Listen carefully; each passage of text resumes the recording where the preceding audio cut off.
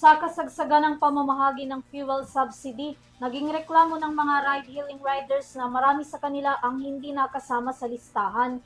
Depensa rito ng DSWD at LTFRB, posibleng ang mga kumpanya ang nagbawas ng mga pangalan ng mga riders, partikular na yung mga tempo.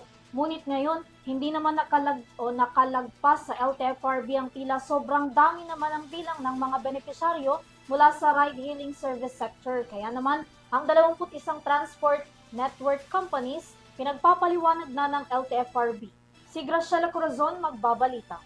Inisyuhan ng Land Transportation Franchising and Regulatory Board ang 21 na transport network companies matapos ang umano'y paglobo ng listahan ng mga benepisyaryo ng fuel subsidy.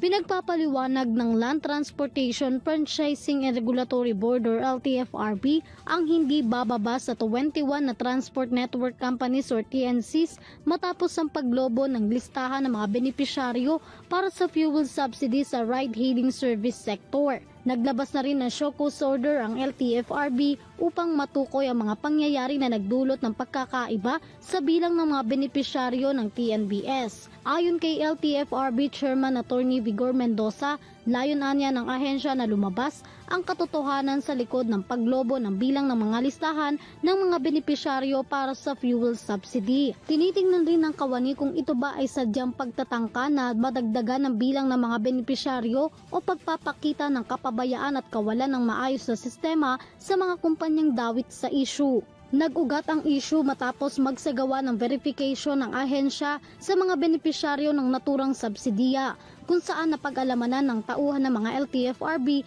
at iba pang tauhan ng gobyerno na hindi regular ang pagtaas ng bilang ng mga benepisyaryo para sa TNBS. Batay sa isinumiteng listahan ng mga TNC, may sobrang 200,000 na motor taxi riders ang nag-ooperate bilang TNBS, kahit pending pa ang authority sa LTFRB. Mayroong ring inactive riders na kasama pa sa listahan. Sa inilabas na show cause order ng LTFRB, inatasan ng ahensya mga TNC na magsumite ng notarized na pagpapaliwanag kung bakit hindi dapat suspendihin o bawiin ng kanilang otoridad na mag-operate bilang transport network company. Batay sa LTFRB, kabilang sa mga isyong kailangan sagutin ng mga kumpanya ang umano'y paglalagay ng kanilang mga aplikasyon ng mga sasakyang walang kaukulang pahintulot o prangkisa mula sa ahensya upang makabiyahe bilang TNBS units. Bukod dito, question din ang kabiguan ng ilang mga TNC na mapanatili ang kanilang mga orihinal na sasakyang naka-onboard sa kanilang platform.